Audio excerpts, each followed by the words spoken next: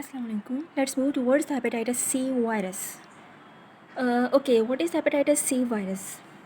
World acute और chronic infection होने का जो मेन रीज़न है वायरस वो हेपेटाइटिस सी वायरस है. ठीक है, ब्लड बोर्न वायरस है, ब्लड के ज़रिए मेनली ट्रांसमिट होता है और एक्यूट और क्रोनिक इन्फेक्शन की मेन रीज़न वर्ल्ड वाइड यही वायरस है.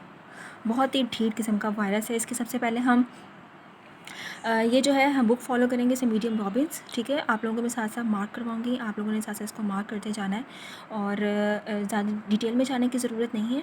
ठीक है, हम यहीं से जो पढ़ेंगे इंशाल्लाह वही आप लोगों के लिए मोर देन इनफ है. ओके.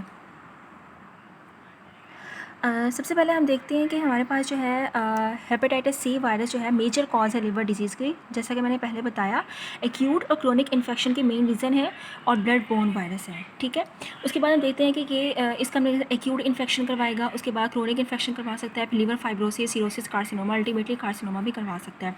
रिस्क फैक्टर्स में हमारे पास क्या क्या आ जाता है? इंट्रावेनस ड्रग एब्यूज़, मल्टीपल जो है वो sexual partners, having hair surgery with the last 6 months, needle stick injury, multiple contacts with an ACV infected individual and employment in the medical or dental field.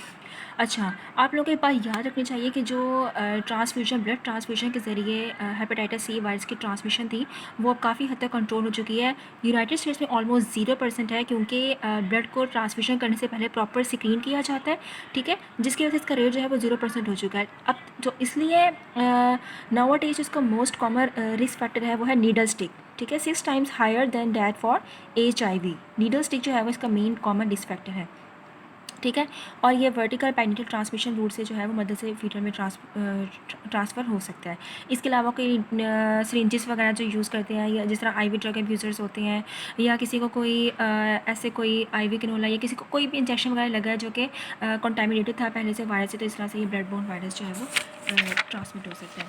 अच्छा, blood में चला गया. Blood में जाने के बाद जो है ये वायरस करता क्या है? सबसे पहले ब्लड में जाने से पहले हम इसकी फैमिली पढ़ लेते हैं. फैमिली जो है कि फ्लोरिडा फैमिली से ये बिलोंग करता है. ठीक है, अब ज़रा पहले हम इसके साइकिल में आते हैं. साइकिल जो है आप लोगों ने ध्यान से सुनना है और ये साइकिल जो है ना, ये जितना आपको नज़र आ रहा है ये बहुत सिंपल करके बताया हुआ और यही हमारे लिए इनफ है. ठीक है, वैसे हर पार्ट में जो है बहुत ज़्यादा कॉम्प्लेक्सिटी अगर हम इसको डिटेल में जाएँ तो, लेकिन हमें डिटेल में जाने की ज़रूरत नहीं है. सबसे पहले आप लोगों ने इसका स्ट्रक्चर देखना है. साइड पे जो है वो लिपिड की इन्वेलप होती है. अंदर न्यूक्लियर कैप्सिड का एक कोर होता है जो कि जीनोम को इनक्लोज कर रहा होता है. वो होता है इसके पास सिंगल स्ट्रैंडेड RNA वायरस. ठीक है, अब इसने जाके क्या करना है, ये जब भी ब्लड के थ्रू ब्लड स्ट्रीम में आएगा तो ब्लड स्ट्रीम में पता है हमें लीवर के पास जाना है. लीवर की ब्लड कैपिलरीज का नाम क्या होता है? साइनोसाइड्स. साइनोसाइड्स पे जाएगा और वहाँ से जो वो होती हैं फिनेस्ट्रेशंस होती हैं हेपेटोसाइट एंडोथीलियम की, उन फिनेस्ट्रेशंस के थ्रू एंडोथीलियम को ये क्रॉस करेगा और कहाँ पर आ जाएगा? हेपेटोसाइट्स में. अब हेपेटोसाइट में जो है ये देखिए ये अंदर ट्रांसमिट हो रहा है. यहाँ मल्टीपल जो है वो रिसेप्टर्स होते हैं, प्रोटीन्स होती हैं बहुत ज़्यादा तरीके क्योंकि हमारी बुक में मेंशन नहीं तो हमने ये नहीं करना, लेकिन स्कैवेंजर रिसेप्टर जो है मोस्ट इंपॉर्टेंट यहाँ पर होते हैं. Scavenger receptor. ठीक है, अब ये अंदर आएगी, इसकी एंडोसाइटोसिस हो जाती है. एंडोसाइटोसिस होने के बाद जो है वो इसकी क्या करता है कि एंडोसोम के साथ मिलता है, इसकी फ्यूजन होती है. फ्यूजन होने के बाद जो है ये क्या करता है कि अंदर से अपना जीनोम बाहर निकाल देता है. मतलब देखें ये अब जो है वो इसके अंदर से जीनोम बाहर आ गया. ठीक है, ये ओपन हो गया. इसका स्ट्रक्चर जो है वो एंडोसोम से मिलने के बाद जो वो एसिडिटी पैदा होने की वजह से इसका जो स्ट्रक्चर था वो रप्चर हो चुका है और अंदर से जो है वो जीनोम बाहर आ चुका है. आरएनए ने अब क्या करना है? आरएनए ने सीधा जाना है एंडोप्लाज्मिक रेटिकुलम के पास. एंडोप्लाज्मिक रेटिकुलम की मेम्ब्रेन में जाएगा. देखेंगे मेम्ब्रेन के पास आ चुका है. वहाँ पड़े होते हैं एंडोप्लाज्मिक रेटिकुलम में राइबोसोम्स. राइबोसोम जो क्या करेंगे, इन एंडोप्लाज्मिक रेटिकुलम क्या करेंगे? एंडोप्लाज्मिक रेटिकुलम में राइबोसोम पड़ा हुआ है. राइबोसोम इस आरएनए को यूज़ करेगा एज अ टेम्पलेट स्ट्रेन, मतलब इसने कॉपी बनानी है. ठीक है, कॉपी बना मतलब इसका फर्दर जो है वो प्रोसेस करना है. अब राइबोसोम पता है हमें क्या करते हैं, मेजर आरएनए को लेकर उसकी प्रोटीन बना देते हैं. राइबोसोम ने इस आरएनए राइबोसोम जो मशीनरी है इसमें पड़ी हुई मेम्ब्रेन में एंडोप्लाज्मिक रेटिकुलम की, उसने आरएनए को यूज़ करना है और यहाँ से एक बड़ी सारी प्रोटीन बना देनी है. अब ये बड़ी सारी प्रोटीन जो है ये हमारे किसी काम की नहीं है. ठीक है, छोटी छोटी प्रोटीन्स में ये कन्वर्ट होंगी. कौन तोड़ेगा? एंजाइम तोड़ेगा. एंजाइम कहाँ से आएगा? देखिए मैंने होस्ट लिख के जो है वो कट किया हुआ है, आप लोगों ने कट नहीं करना. होस्ट की भी हो सकती हैं और वायरस की भी हो सकती हैं. बुक में वायरस मेंशन है लेकिन होस्ट की भी होती हैं, मिक्स होती हैं. ठीक है, दोनों की प्रोटीएज एंजाइम्स को यूज़ करेगा, मेनली वायरस की होती हैं और छोटी छोटी प्रोटीन्स में इसको कन्वर्ट कर देगा. मेनली जो है कितनी प्रोटीन्स होती हैं, ये जो वायरल प्रोटीन्स होती हैं 10 प्रोटीन्स में इस प्रोटीन को 10 छोटी छोटी प्रोटीन्स में तोड़ देता है। उनमें से यार 10 प्रोटीन्स में से जो 3 होती हैं ना वो हमारे पास क्या करती हैं, 3 जो होती हैं वो स्ट्रक्चर प्रोटीन्स होती हैं और वो वायरस के पार्टिकल्स बना रही होती हैं। वायरस के पार्टिकल्स में हमें पता है कोर प्रोटीन होगी, ठीक है, जो भी उसका एनवेलप वगैरह जो भी उसका स्ट्रक्चर है। और जो नॉन स्ट्रक्चरल होती हैं वो क्या करती हैं, इसके रेप्लिकेशन को सपोर्ट कर रही होती हैं, ठीक है ना। अब क्या होगा कि छोटे छोटे प्रोटीन्स में कन्वर्ट हो चुका है। अब ये देखें इसकी प्रोटीन्स बन गई हैं।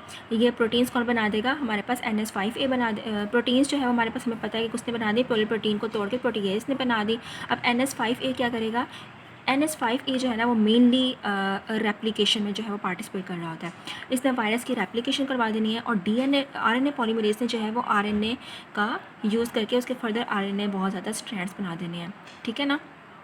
अब देखो यहाँ पे वायरल की प्रोटीन्स बनी और यहाँ पे NH5A जो है इसने वायरल की मेन, ये नॉन स्ट्रक्चरल प्रोटीन है, NH5A नॉन स्ट्रक्चरल है और ये मेनली रेप्लिकेशन में पार्टिसिपेट कर रही होती है, ठीक है। अगर यहाँ पे अगर ड्रग्स देके इसको इनहिबिट कर दें तो यहाँ पे भी वायरस खत्म हो सकता है, यहाँ पे इनहिबिट कर दे तो यहाँ पे भी वायरस जो है वो खत्म हो जाएगा, उसकी रेप्लिकेशन वगैरह स्टॉप हो जाएगी। अब क्या हुआ कि RNA, अच्छा वायरल की प्रोटीन्स तो बहुत ज़्यादा बन गई जी, लेकिन देखिए वायरस के आगे पार्टिकल्स बनते जा रहे हैं। ये वायरस की पैकेजिंग होने के सारे उसके जो इंग्रेडिएंट्स हैं ना वो तैयार होते जा रहे हैं, वायरस नया बनने जा रहा है। प्रोटीन्स तो इसकी माशाल्लाह प्रिपेयर हो गई हैं। अब रह गया RNA को RNA पॉलीमरेज जो है वो RNA के स्ट्रैंड को यूज़ करेगा और एक नेगेटिव RNA बनाएगा। ये क्या है, ये एंटीसेंस RNA है जो कि इस टेम्पलेट की एक कॉपी है जिसमें ऑपोजिट सीक्वेंस होगा ऑब्वियसली, ठीक है ना। अब ये नेगेटिव RNA को यूज़ करके RNA पॉलीमरेज जो है वो उसी तरह का एक और फर्दर जो है वो RNA बनाएगा। इस तरह आगे बनते जाएंगे और उनकी कॉपीज़ बनती जाएंगी, वायरस तैयार होते जाएंगे। अल्टीमेटली उन्होंने क्या करना है कि एंडोप्लाज्मिक रेटिकुलम से निकलना है, ठीक है। उसके एंडोप्लाज्मिक रेटिकुलम से गोल्गी पेटस में आएंगे और वहाँ से जो है ये बाहर रिलीज़ हो जाएंगे, ब्लड में चले जाएंगे, ब्लड में बहुत सारी कॉपीज़ बन जाएंगी, ठीक है ना। ये सब चीज़ें यहाँ पर जो है वो हो रहा है। यहाँ पे अगर हम ड्रग दे देते हैं तो यहाँ पे भी जो है उसकी रेप्लिकेशन इसके न्यू सिंथेसिस वायरस की रुक सकती है। अब देखिए यहाँ पर ये पैराग्राफ आप लोगों ने पढ़ लेना है। इसमें ये बताया हुआ कि जो जिन्होम RNA वायरस होता है सिंगल स्ट्रैंडेड, उसके पास ना बहुत ज़्यादा बेसिस होती है न्यूक्लियोटाइड की, जिसमें तकरीबन कितनी बेसिस हो सकती हैं, ऑलमोस्ट 9600 जो है वो उसके पास बेसिस होती हैं, ठीक है। अब उसके बाद यहाँ पे मैंने ये बात की हुई है कि इसके ना ये क्या करता है कि RNA जो वायरस होता है ना बहुत ज़्यादा इसको फ्लेवर बहुत ज़्यादा पसंद होते हैं। ये क्या करता है, देखिए फ्लेवरिडिया फैमिली से बिलोंग करता है, फ्लेवर बड़े पसंद है, तरह तरह के, अपनी बहुत ज़्यादा तरह तरह की इसने फैमिलीज़ बना देनी है, डिफरेंट तरह की फैमिलीज़ बना लेनी है। और वो डिफरेंट तरह की फैमिली जो होंगी वो हर बंदे में कोई एक टाइप की होगी, कोई दूसरी टाइप की होगी। तो इस तरह के जो वेरिएंट्स होते हैं उनको हम कहते हैं कि ये क्वासी स्पीशीज़ हैं, ठीक है। New variants are generated in the host as long as viral replication persist, क्योंकि वायरल बहुत ज़्यादा रेप्लिकेट कर रहा है तो नई नई जनरेशन इसकी प्रोड्यूस हो रही हैं, न्यू वेरिएंट्स बन रहे हैं इसके, ठीक है। क्योंकि इसके पास न्यूक्लियोटाइड बेसिस बहुत ज़्यादा हैं तो जाहिर है वो सीक्वेंस डिफरेंट सीक्वेंस के साथ मिलती जाएंगी, नए नए वायरस प्रोड्यूस करती जाएंगी, तो हर बंदे में डिफरेंट तरह की स्पीशीज़ होंगी। इनक्यूबेशन पीरियड इसका हम देख लेते हैं कि 4 to 26 वीक्स तक होता है, जो कि ठीक है 4 to 26 वीक्स तक जो तो इसका जो है वो इंक्यूबेशन पीरियड होता है। और अगर हम देखें ना, सबसे पहले अगर हम ब्लड टेस्ट करेंगे तो हमें सबसे पहले क्या नज़र आएगा ब्लड में, कि अगर हम कहेंगे कि इसका हेपेटाइटिस सी वायरस है, RNA सबसे पहले में RNA वायरस जो है वो ब्लड में मिलता है, ठीक है। और RNA के वायरस जो है ना ये तब मिलता है जब बंदे को एक्यूट इन्फेक्शन होता है। RNA वायरस जो है वो क्रोनिक में भी मिल सकता है और एक्यूट में भी मिल सकता है, लेकिन एक्यूट इन्फेक्शन में ना बंदे को कोई ख़ास सिम्टम नहीं आते, वो तकरीबन ना एसिम्टोमेटिक होता है। 85% जो पर्सन्स होते हैं ना एक्यूट इन्फेक्शन वो एसिम्टोमेटिक होते हैं, इसलिए ये वायरस जो है ना ज़्यादा डिटेक्ट नहीं हो पाता क्योंकि एसिम्टोमेटिक होता है 85% में, ठीक है, एक्यूट इन्फेक्शन में। और ये ब्लड में हमें जो है वो RNA मिलेगा, ठीक है। इसके अलावा ब्लड में हमें क्या मिलेगा, सीरम ट्रांसअमाइनेज के लेवल्स मिलेंगे। अगर सीरम ट्रांसअमाइनेज के जो है वो हमें लेवल भी मिलेंगे, ठीक है। अच्छा आगे मैं फिर आपको और बताऊँगी। अब मैं ये बताती हूँ कि अगर तो परसिस्टेंट इन्फेक्शन रहा, ठीक है, बहुत ज़्यादा परसिस्टेंट इन्फेक्शन है तो क्या करेगा, एक्यूट हेपेटाइटिस क्रोनिक हेपेटाइटिस में कन्वर्ट हो जाएगा। ऑब्वियसली ये एक हॉलमार्क होता है ACV इन्फेक्शन का, MCQs ना आ जाए, याद कर लीजिएगा, ठीक है। अच्छा उसके बाद कहते हैं कि despite generally asymptomatic nature of the acute illness, asymptomatic है, बंदे को सिम्टम्स नहीं आ रहे लेकिन वायरस अंदर बेड़ा गर्क करता जा रहा है, वो क्रोनिक हेपेटाइटिस में कन्वर्ट हो चुका है, ठीक है। अब क्या करते हैं कि वायरस के अगेंस्ट ना बहुत ज़्यादा एंटीबॉडीज़ बनती हैं, इम्यूनिटी एक्टिवेट होती है, लेकिन ना ये करता है उस इम्यूनिटी को भी अपना दोस्त बना लेता है। उसको कहता है यार तू ना मतलब कि रुक जा, मुझे अपना काम करने दे। वो इम्यूनिटी को बेचारे को कैसे ख़त्म कर देता है, बहुत ज़्यादा इसके पास क्या होता है, तो बहुत जेनेटिक वेरिएंट्स होते हैं, वो हर तरह की इम्यूनिटी के सेल्स को ख़त्म कर देंगे। इसके अलावा इसके पास जो है वो क्या होती हैं कि इसके पास क्या होता है, टॉल लाइक रिसेप्टर्स को ये ख़त्म कर देगा, इनहिबिट कर देगा। और इंटरफेरोन जो सिग्नलिंग होते हैं ना हिपेटोसाइट्स में, इंटरफेरोन्स होते हैं उनको, और टॉल लाइक रिसेप्टर्स, ये दोनों क्या कर रहे होते हैं, इनका मेजर काम होता है हिपेटोसाइट्स को प्रोटेक्ट करना, उन दोनों का भी इनहिबिट कर देंगे। इसकी इतनी सारी वेरिएशन होगी, ये सारे तीनों मिलकर ना हिपेटोसाइट्स का अच्छा खासा बेड़ा गर्क करेंगे माशाल्लाह। और ये 90% जितने भी पेशेंट्स होते हैं उनमें ये रहता है। ठीक है, इवन कि हमें अगर एंटीबॉडीज़ नहीं भी मिल रही हैं उसके अगेंस्ट में, लेकिन अगर इन्फेक्टेड हो गया है बंदा HCV से, तो RNA ब्लड से डिटेक्ट हो जाएगा, पता लग जाएगा कि बंदे को HCV जो है वो है, बेशक उसके अगेंस्ट अभी जो है वो एंटीबॉडीज़ नहीं प्रेजेंट। ठीक है, ठीक है। और एंटीबॉडीज़ के बनने में टाइम लेती हैं, तो RNA पहले से ब्लड में डिटेक्ट हो जाएगा। RNA अगर डिटेक्ट हो गया तो ये डायग्नोसिस कंफर्म है कि बंदे को जो है वो क्रोनिक हेपेटाइटिस C है। ठीक है, अगर इसके अगेंस्ट RNA डिटेक्ट हो गया ब्लड में। इसके अलावा हमें सीरम अमाइनो ट्रांसफेरेज का लेवल मिलेगा। अगर हम कहते हैं कि सीरम अमाइनो ट्रांसफेरेजेस के लेवल नहीं होते, अगर मैं कहूँ तो क्या इसका मतलब है कि HCV से बंदा इन्फेक्टेड नहीं है? नहीं, बिल्कुल होगा। बेशक ये नहीं मिलते, लेकिन अगर HCV के अगेंस्ट RNA मिल गया, इसका मतलब है वो इन्फेक्टेड है, अगरचे अमाइनो ट्रांसफेरेजेस का लेवल नॉर्मल है। ठीक है, RNA मिल गया तो बंदा इन्फेक्टेड है। अगर RNA को हमने ख़त्म कर दिया तो मतलब हमने HCV पे कंट्रोल कर लिया। अगर ये प्रेजेंट है तो इसका मतलब है हमारा अभी तक HCV पे कंट्रोल नहीं है। ठीक है, अब ड्रग्स मैंने आपको ऊपर बता दिए कहाँ कहाँ हम दे सकते हैं। वो देखें 3 छोटे ये वाला ये बॉक्स जो है, ये सारी ड्रग्स की हैं। इनको यहाँ इनको ये ड्रग्स देते हैं, इनको इनहिबिट करते हैं इन पाथवेज को, और इस तरह से जो हम HCV को कंट्रोल करते हैं।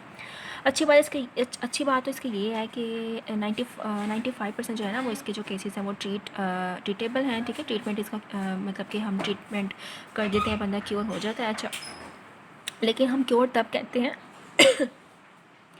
अब वो उसकी ट्रीटमेंट हमने स्टॉप कर दिया और 6 महीने के बाद 6 महीने तक हमें उसके ब्लड में RNA नहीं मिलता ना अगेंस्ट हेपेटाइटिस C वायरस, तो हम कह देंगे कि ये बंदा बिल्कुल क्योर हो चुका है।